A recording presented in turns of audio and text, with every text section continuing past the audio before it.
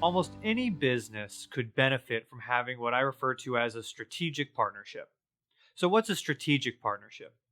A strategic partnership is where two businesses come together or two business people come together and they determine in a prearranged strategic way how to refer one another business or refer one another something that's going to increase both of their businesses.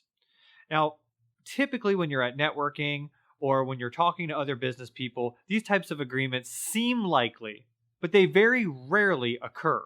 Imagine if you were to have 3 or 4 other businesses or other relationships that were constantly sending you business, or you were constantly sending business to, and they were sending you some sort of gift or even cash for what you were sending them.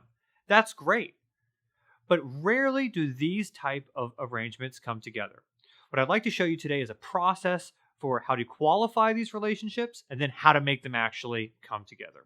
So first, how do we qualify them? What is a true strategic partnership? A true strategic partnership involves two people who fully understand one another's businesses, believe in each other's businesses, having experienced them, so you would normally refer them anyway, and then have come to a prearranged agreement to make that profitable. And this is how it happens. When you meet someone and they say, "Oh, I'd love to send you business and maybe you could send me business," I want you to stop right there. That might not actually be a strategic partnership. It might just be what I call a one-step referral. So usually the best way to make these relationships work is to first just send each other a referral. Expecting people to send you business all the time on just an arrangement is not usually likely. So you usually want to propose these strategic partnerships with someone who's already referred you business or promises to and then follows through with it. Once you've done that, you want to schedule about a 30-minute to an hour meeting with your potential strategic partner and sit down and make sure that everybody's willing to obey these 3 rules. Rule number 1, they've got to see what you do. That means they need to come and tour your office. They need to become a patient or a customer of what you do. They need to experience it. Whether they pay for it or whether you give it to them for free, they need to come in and fully experience the same type of experience the person they'd be referring to you would experience. So you've got to get that out of the way. Now, rule number 2, you've got to experience what they do. So if you're going to be referring people to them, you've got to go, you've got to take part in whatever their product is, become a user of it, because you don't want to refer someone just based on the fact that it's a business relationship. You must believe what they believe. They must believe what you believe. If they can't be passionate about it, these things won't work. And then rule number 3, you have to quantify the relationship. You have to come to an even dollar for dollar exchange on the strategic partnership. And this is how you do that. The process is simple. You take a legal pad or a piece of paper and you set it down and you draw a line across the middle. On their half, you say, "Tell me who the perfect referral for you is." And they'll write that down. You say, "Okay, how many of those do you want typically in a month? What would be reasonable?" Say they say 3 or 4. And here's the important part. What is that worth to you financially? And they should give you an honest financial estimate. So let's say you're referring a patient to them, and each patient typically is $300 to $400 based on the demographic they gave you. Then we'd say, okay, so I'm going to refer 3 patients to you a month. Those are generally worth about $400 each. So you're looking for about $1,200. Correct. All right, now how about on my end? Well, if you refer 1 customer to me, it's probably worth about $1,200. So I only need about 1 referral a month.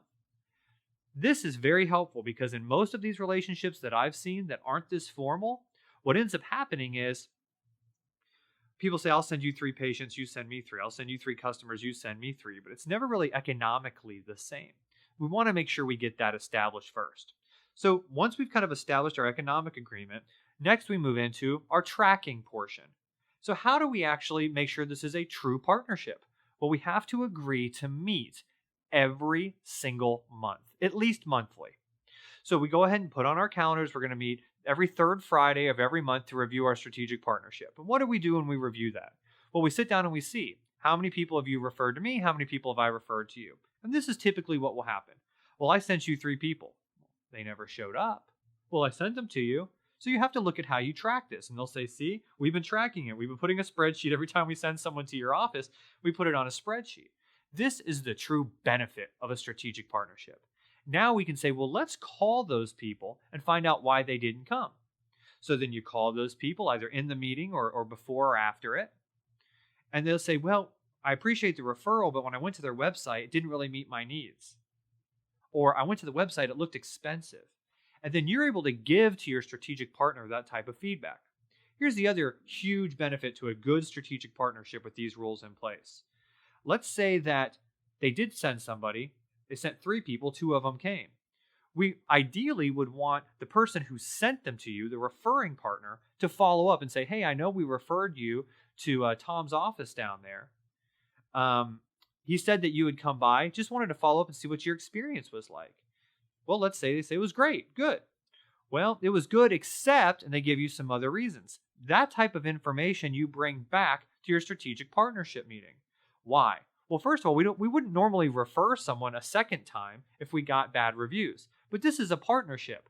Like a marriage, we're with each other through good times and bad. So we take that information, we come together and we say, this is how we can actually strengthen this relationship. You may reach out to that person who had a bad experience and try to help them. And then you can use that feedback to constantly get better. So the strategic partnership not only brings regular, routine, dependable business, but it also allows for feedback, for continuous quality improvement between both businesses. The important things to remember is that it has to be this formal. Why?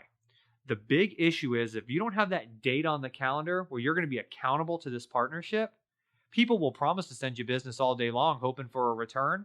But if you don't send someone to them, they're not going to send someone to you. Out of sight, out of mind.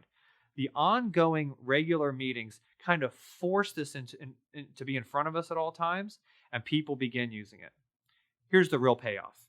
You only need about 3 or 4 strategic partners for most businesses to have a pretty steady growth without any real work on either party's side, if you're looking for it and if you're accountable to the process.